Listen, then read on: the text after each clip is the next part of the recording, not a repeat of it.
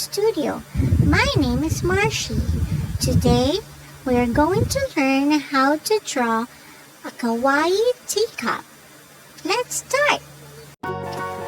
Start with a squashed oval shape for the top of the cup. Draw in the rest of the teacup and add 2 small curves on the side for the handle.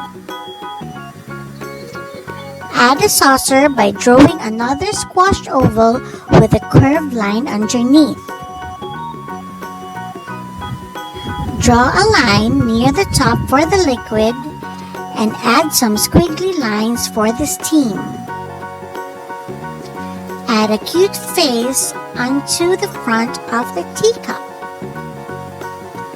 Color in your teacup and saucer, adding some light pink blush under the eyes. Now, let's color the cup with color blue.